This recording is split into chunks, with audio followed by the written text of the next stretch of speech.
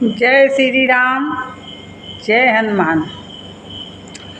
आज हम अपने ही क्षेत्र के शिखरी से जस्ट 5 किलोमीटर की दूरी पर एक भुरकुड़ा मठ, आज होकर हम विशेषता बतावत हैं कि भुरकुड़ा मठ का विशेषता का जोने में कल दिनांक 12 तारीख के योगी जी माननीय मुख्यमंत्री जी कल यहाँ उनकर आगमन होखे वाला है मठ पर। भुरकुड़ा मठ का सनातन धर्म से कई हजार वर्ष पहले से कई वो कहानी है और 500 वर्ष पहले का नया चमत्कारी कहानी है। बहुत बड़ी विशेषता भुरकुड़ा मठ का, देश प्रदेश विदेश से लोगन भी भुरकुड़ा मठ पर शपथ लेवे आवेला। भुरकुड़ा मठ का तत्काल जो है न्याय होला भुरकुड़ा मठ पर। वो इतनी बड़ा चमत्कारी मठ है, विदेश से लोग भी, अंग्रेज के ज़माना में भी अंग्रेज भी डरत रहना भुरकुड़ा मठ से। तो बहनी एकर कहानी हम अब विशेषता बताओ थे। भुरकुड़ा मठ का बाबा दीवाल पर बैठल रहना, दीवाल रहे जैसे पहले मट्टी का दीवाल रहे, वो दीवाल पर बैठ के दूतुअन करत रहना, जैसे नीम का दातुअन करत रहना। आ हथिया राम बाबा जो कि जखनिया साइड पड़ेला, ठीक भुरकुड़ा से 2-3 किलोमीटर की दूरी पर हथिया राम मठ बा। वहाँ से कब बाबा हाथी चढ़ के ना आ वो बाबा से कहला कि हमार तो हाथी लेके हमके घुमावत बा है। पूर्वज का भी वैसन दिमाग रहल। आ तू तो दीवाल पर बैठल बा भैया, तू कहना ये हमार हाथी है, चल दीवाल चल। दीवाल बाबा के लेके चले लगल, 2 मीटर दूर तक ले दीवाल लेके एकदम सरकत चल गई। देख के लोग आश्चर्य हो गई ना। आज भी वह प्रमाण भुरकुड़ा मठ में वैसे को वैसे पड़ल बा। लोग देखे जाना, दर्शन करे जाना। आ वही भुरकुड़ा मठ से एक चेला निकल के गोविंद से आ गई हूँ। सब कहला चमत्कार का है, लेकिन जो आदमी बहुत सही है, सच्चा है, चमत्कार आज भी होला। लेकिन आदमी इतना प्रदूषित हो गई है कि आदमी के चमत्कार कहाँ लौकत है, आँख पर पट्टी बन गई है। वो हल चलावे वही भुरकुड़ा मठ में, वो उनकर चेला हल जोते सारा काम धंधा करे, वह आँख बंद करके ही हल चलावे। जब आँख बंद करके हल पूरा खेत जोत के आ जाए मठ पर, मठ का जनबे करी ना 100-200 बीघा के ज़मीन होले, बहुत से चेला चप्पड़ काम धंधा गैया देखल सुनल सब काम करेला। वो एक चेला ऐसा रहे कि आँख बंद करके हल चलावे। अब यही में सब लोग शिकायत कई ना कि अरे वो एक ठो चेला बा, वो तो आँख बंद करके हल चलावत, कहीं बैलन के फाड़ लगा दे पैर में, जैसे तनको गलती होके तो बैल का जो जोतल जाला वो फाड़ जाके बैल के पैर में लग जाए तो बैल बहुत परेशान हो जाए। तो अब जाके वो बाबा से सब शिकायत कई ना कुछ चेला कि अरे वो चेला जो उनके हल जोते मत कहा, हमन जा जोतल जाई, वो आँख बंद करके हल जोतत हूँ। कहला कि चला हम देखी। गईला वो हल चलावत रहना, और तब तक उनके पास धीरे से जाके पीछे से सर में ठोक देना। कहला अरे बैलन के फाड़ लगे बे का। वह वही एकदम चुपचाप खड़ा हो गए, बैल भी रुक गए। कलश कि आज बड़ा गड़बड़ कर डाला बाबा। कहना का कर दली बताओ, अब बतावा भगवान जी का खाइए। तो अब समझ ही ना पावत है कि कौन भाषा का बोलत है। आका भगवान जी रामचंद्र जी सीता मैया बैठल रहिया, हम उनके दही परोसे जात रहिए कहाँ तरी लेके, आ तब तक तू मार देला, गिर गई, हमके हिला देला, गिर गए, फूट गए। तो फिर मरना सर में एक थप्पड़। कहना बताओ कहाँ दही है तो कौने दुनिया में हुए। तो कहलस कि अरे दहिया तो रहल हमरे हथवा में। आ तब तक नीचे देखी तो कहतरी फूट के गिरल बा। वो जो हर जोतत रहल हराई में वहीं सजावे दही कहतरी के पता न कहाँ से लौकत बा। कहीं का गिरल, अब भगवान कैसे खाइए। अब ये सब देख के वो समय का वाक़या जो देखल सब दंग रह गई। कहना बाबा मठ क कि एक जंगल में 2 शेर ना रहेला बेटा, अब तू यहाँ से चल जा, तू तो हमहू से आगे निकल गिला। अब एक जंगल में मठ में कैसे रहबा। तू कलश कि कहाँ जाई, कहीं जा, अब तू जहाँ जा, जहाँ रात हुई, दिन भर जा, जहाँ रात हुई वहाँ अपन डेरा डाल दिया। अब वहाँ से निकलना, जाते जाते आजमगढ़ में एक गांव पड़ल, और विशेष गांव का नाम ना हम बतावत हैं काहे कि उचित ना है। वहाँ गांव के गोइरे बगीचा पड़ल, वही महंत रुक गई ना।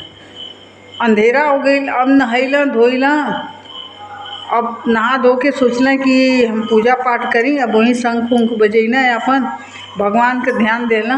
अब गर्मी के दिन रहे, आम टपकल रात भर, और जब आम टपकल तो जितना आम वो सब बटोर के इकट्ठा रख देना। कहना कि इनके धो के सवेरे रामचंद्र और सीता मैया के खियाई हम, वहाँ रख के फिर नदी में नहाए चल गई ना। सोचले कि नहा के आए तो ये आम के हम भगवान सीता के और मैया सीता के या रामचंद्र के भोग लगाई और उनके हम खियाई कि बड़ा मीठा आम लगत है।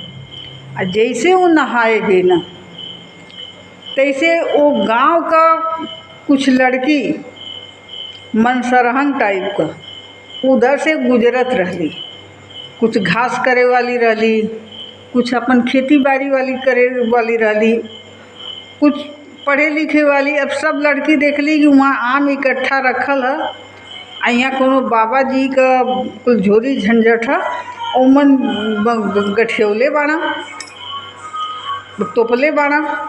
अब वो सब लड़की का कैली कि पूरा आम पहले का आजकल के जैसे आम ना रहे, जैसे आम घुला घुला के ऐसे और के चूसे वाला रहे, चूस चूस के कोयली रहे, तो फिर कोयली निकाल के आदमी चूस के ओके छिकला अलग फेंके, कोयली अलग फेंके।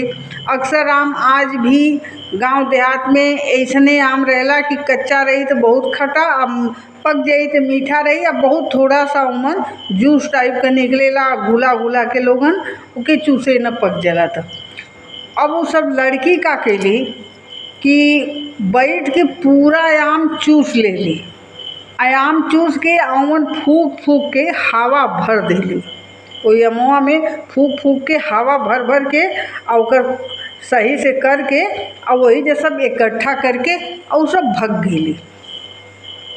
अब नहा के अला, आके पूजा कई ना, कहले कि हे माई हे बाप, अब तो लोगन के है ये आम रात के इकट्ठा कैले हैं, हमरे पास तो कुछ ना, कुटी से बाबा भी हमके निकाल देना, तो एक एक तू ग्रहण करा।